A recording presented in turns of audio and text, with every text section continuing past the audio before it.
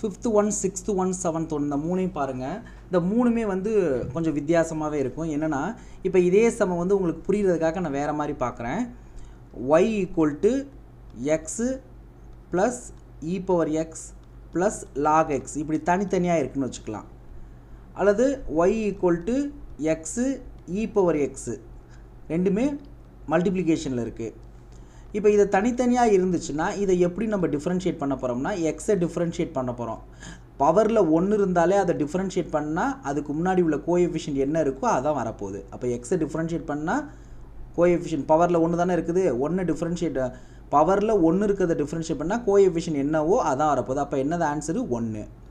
e⁻x எருமை மாடுன்னு சொல்லியிருக்கேன். என்ன தான் டிஃப்ரென்ஷியேட் பண்ணாலும் அதான் வரப்போகுது. e⁻x டிஃப்ரென்ஷியேட் பண்ணாலும் e⁻x தான், e⁻x இன்டகிரேட் பண்ணாலும் e⁻x தான். அப்போ e⁻x டிஃப்ரென்ஷியேட் பண்ணால் e⁻x, log x டிஃப்ரென்ஷியேட் பண்ணால் 1/x. சரிங்களா, அவ்வளோதான் முடிஞ்சு. இப்போ தனித்தனியாக இருந்துச்சு, தனித்தனியாக நம்ம டிஃப்ரென்ஷியேட் பண்ணிட்டோம்.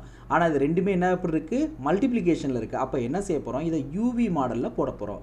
யூவி மாடல்னால் என்ன, யூவி மாடல்னால் யூவை வச்சுக்கிறோம், ஒன்றை வச்சுக்கிறோம், இன்னொன்று டிஃப்ரென்ஷியேட் பண்ண போகிறோம். இப்போ யூவை வச்சுக்கிட்டோம், வியை டிஃப்ரென்ஷியேட் பண்ண போகிறோம்.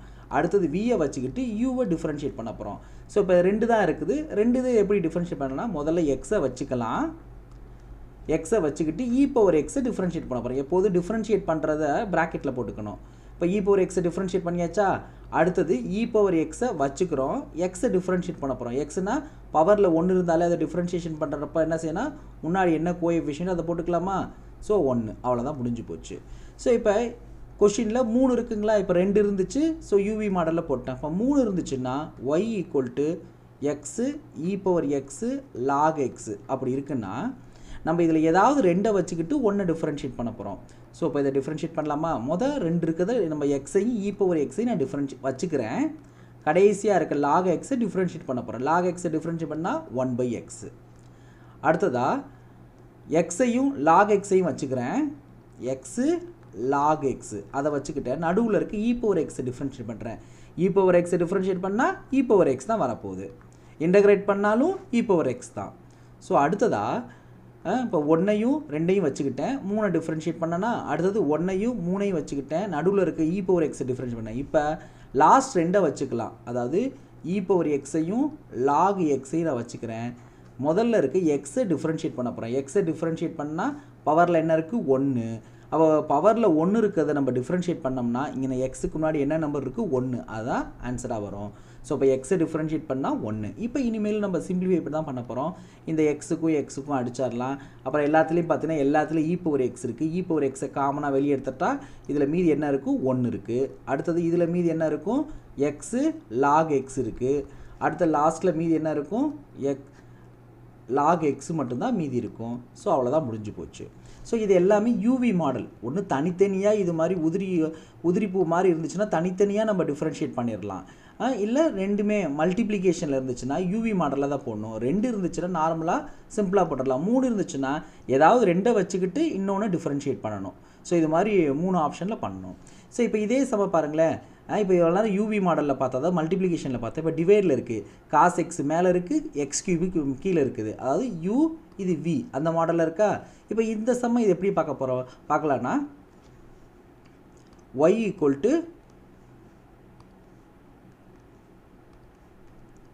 cos x / x³ இருக்குது. அப்போ நியூமினேட்டரில் என்ன இருக்குது, cos x இருக்குது, டினாமினேட்டரில் x³ இருக்குது. அப்போ இது என்ன மாடல்னா u/v மாடல். இப்போ u/v மாடல்னா என்னென்னா ஃபார்முலான்னா முதல்ல என்ன செஞ்சுக்கணும், ஃபார்முலா நான் எப்படி எழுதுறேன்னு பாருங்கள். v கீழே இருக்கா, அந்த v-யை கீழே ஸ்கொயர் பண்ணிடணும். கீழே என்ன v-ல தான் ஸ்கொயர் பண்ணணும், அதே v-யை மேலே முதல்ல வச்சுக்கிட்டு u-வை டிஃப்ரென்ஷியேட் பண்ணுறோம், மைனஸ் u-வை வச்சுக்கிட்டு v-யை டிஃப்ரென்ஷியேட் பண்ணுறோம். இதே வந்து போன ஃபார்முலாவில் யூவி மாடல்னு இருந்துச்சு, அதை எதை வேணால் வச்சுக்கிட்டு எதை வேணால் டிஃப்ரென்ஷியேட் பண்ணலாம். ஏன்னா நடுவில் ப்ளஸ் தான் வரப்போகுது. யூவை வச்சுக்கிட்டு வியை டிஃப்ரென்ஷியேட் பண்ணலாம், அப்புறம் வியை வச்சுக்கிட்டு யூவை டிஃப்ரென்ஷியேட் பண்ணலாம். இல்லை முதல்ல வியை வச்சுக்கிட்டு யூவை பண்ணலாம், அடுத்தது யூவை வச்சுக்கிட்டு வியை எப்படி வேணால் பண்ணலாம். ஆனால் இங்கே கேர்ஃபுல்லாக பண்ணணும். முதல்ல என்ன இருக்குது, கீழே டினாமினேட்டரில் என்ன இருக்கோ v அதை கீழே ஸ்கொயர் பண்ணிவிட்டு அதுலேருந்து ஆரம்பிக்கணும், மாற்றி ஆரம்பிச்சிடக்கூடாது.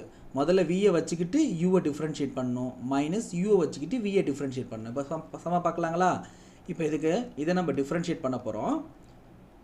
கீழே என்ன இருக்குது, x³ அதை தான் என்ன செஞ்சிடணும், அதை ஸ்கொயர் பண்ணிடணும் ஃபார்முலா படி. அதிலேருந்து தான் முதல்ல ஆரம்பிக்கணும். அப்போ எக்ஸ் கியூபை சும்மா வச்சுக்கிறோம். காஸ் எக்ஸை டிஃப்ரென்ஷியேட் பண்ண போகிறோம். நம்மளுக்கு தான் ஃபார்முலா தெரியும்ல, சைன் எக்ஸை டிஃப்ரென்ஷியேட் பண்ணால் காஸ் எக்ஸு, சைன் எக்ஸை டிஃப்ரென்ஷியேட் பண்ணால் காஸ் எக்ஸு. நான் என்ன சொல்லி ஸ்டோரி சொல்லி கொடுத்துருக்கல, சைன் எக்ஸு காஸ் எக்ஸு 2 பேர் இருந்தாங்க. சைன் எக்ஸு காஸ் எக்ஸ் மேலே ரொம்ப பாசமாக இருப்பான், பாசம்னா ப்ளஸ்ஸு. அதே காஸ் எக்ஸு சைன் எக்ஸ் மேலே கொஞ்சம் பொறாமையாக இருப்பான். ஸோ பொறாமனா என்னது மைனஸ். ஸ்டோரி நான் சொல்லி கொடுத்துருக்கேன், போய் கொஞ்சம் பாருங்கள். இப்போ சம்முக்குள்ளே வரலாமா? காஸ் எக்ஸை டிஃப்ரென்ஷியேட் பண்ணால் என்ன வரும்? Minus sine x. அடுத்ததா ஃபார்முலா மைனஸ். இப்போ எக்ஸ் கியூபை வச்சுக்கிட்டோம், காஸ் எக்ஸை டிஃப்ரென்ஷியேட் பண்ணோமா? இப்போ காஸ் எக்ஸை வச்சுக்கிட்டோம், எக்ஸ் கியூபை டிஃப்ரென்ஷியேட் பண்ணுறோம். எக்ஸ் கியூப்னா என்ன ஃபார்முலா? எக்ஸ் கியூப் அப்படின்னா இது எக்ஸ் பவர் என் ஃபார்மேட்டில் இருக்கா? அப்போ n into X power n minus 1. அப்போ இந்த 3 முன்னாடி வந்து 3 இன்ட்டு எக்ஸு 3 மைனஸ் 1. அப்போ 3 எக்ஸ் ஸ்கொயர்னு வரும்ல. அப்போ எக்ஸ் கியூபை பண்ணால் என்ன வரும்? 3x square. இப்போ நார்மலாக இனிமேல் சிம்பிளிஃபிகேஷன் தான் பண்ண போகிறோம். இதில் பாருங்கள் 3x இருக்குது, இதில் 2x இருக்குது. காமனாக எக்ஸ் ஸ்கொயரை வெளியே எடுத்துடலாமா? இங்கே மைனஸ் இருக்குது, இங்கேயும் மைனஸ் இருக்குங்களா? அப்போ மைனஸை காமனாக வெளியே எடுத்துட்டா மைனஸ் எக்ஸ் ஸ்கொயரை வெளியே எடுத்துட்டோம்னா மீதி என்ன இருக்கும்? இங்கே ஒரே ஒரு எக்ஸ் இருக்கும், இங்கே மைனஸ் போயிடும். போயிட்டா மீதி என்ன இருக்கும்? சைன் எக்ஸ் மட்டும்தான் இருக்கும். அடுத்தது இதில் மைனஸ் போயிடுச்சுன்னா இங்கே ப்ளஸ்ஸு, இங்கே எக்ஸ் ஸ்கொயர் போயிடுச்சு. அப்போ மீதி என்ன இருக்கும்? 3 காஸ் எக்ஸ் இருக்கும். கீழே வந்து என்ன இருக்கும்?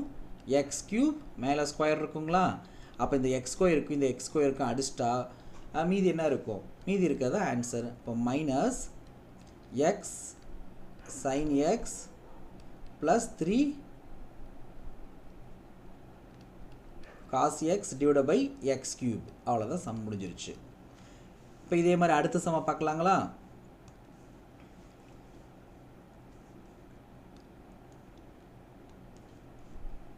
y equal to log x divided by e power x. இதை u-ஆ வச்சுக்கிறோம், இதை v-ஆ வச்சுக்கிறோம். சரிங்களா? இப்போ என்ன ஃபார்முலா என்ன? u by v இருந்துச்சுன்னா v அப்படியே ஸ்கொயர் பண்ணிடணும். அந்த v-லேருந்து தான் ஆரம்பிக்கணும்.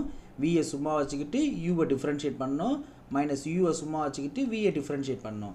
இப்போ அப்படியே இந்த ஃபார்முலாவில் ஒர்க் அவுட் பண்ணலாங்களா? y dash இங்கே v என்னது? e power x. e power x என்ன செஞ்சிடணும்? ஸ்கொயர் பண்ணிடணும். அதே e பவர் x தான் நம்ம சும்மா வச்சுக்க போகிறோம் மேலே. e பவர் x வச்சுக்கிட்டு log x டிஃப்ரென்ஷியேட் பண்ணால் 1/x. Formula minus. இப்போ log x சும்மா வச்சுக்கிறோம், e பவர் x டிஃப்ரென்ஷியேட் பண்ணி, e பவர் x எத்தனை வாட்டி டிஃப்ரென்ஷியேட் பண்ணாலும் e பவர் x தான், இன்டெகிரேட் பண்ணாலும் e பவர் x தான். அப்போ e பவர் x அப்படி வச்சுக்கிறோம். e பவர் xனா என்ன சொல்லியிருக்கேன்? எருமை மாடு. என்ன தான் பண்ணாலும் அப்படி மாறவே மாறாது. ஆனால் அது அவங்க வளர்க்குறவங்கள பொறுத்து மாறும். ஸோ ஞாபகப்படுத்துறதுக்காக e பவர் ax அதை டிஃப்ரென்ஷியேட் பண்ணால் e பவர் x. இந்த இடத்துல என்ன கோஎஃபிஷியன்ட் இருக்கோ அதை முன்னாடி போடணும். டிஃப்ரென்ஷியேஷன்னா. அதை இன்டகிரேஷன்னா இப்படி இருக்குங்களா? இன்டகிரேஷன் என்ன செய்யணும்? e பவர் எக்ஸை டிஃப்ரென்ஷியேட் பண்ணால் e பவர் x, அந்த கோஎஃபிஷியன்ட் ஏயை வந்து கீழே போடணும். ஸோ அவ்வளோதான் வித்தியாசம். இப்போ இந்த சம்முக்குள்ளே வந்துடலாம். இப்போ என்ன ரெண்டுலேயுமே e பவர் x இருக்கா? e பவர் எக்ஸை காமனாக வெளியே எடுத்துட்டோம்னா என்ன வந்துடும்? 1/x minus log x. அவ்வளோதான், டிஃப்ரென்ஷியேஷன் முடிஞ்சிருச்சு. இப்போ சிம்பிளிஃபிகேஷன் தான் பண்ண போகிறோம். இப்போ e பவர் x ஸ்கொயர் இருக்கா? அப்போ 2 e பவர் xன்னு வச்சுக்கலாமா? ஒரு e பவர் xக்கு ஒரு e பவர் x அடிச்சிட்டா மீதி இருக்கிறது ஆன்சர். இந்த e பவர் x கீழே இருக்கிறது நல்லா இல்லைன்னா என்ன செஞ்சுக்கலாம்? மேலே கொண்டு போயிடலாமா? e பவர் எக்ஸுங்கிறது மேலே போச்சுன்னா e பவர் மைனஸ் எக்ஸாக மாறிடும்.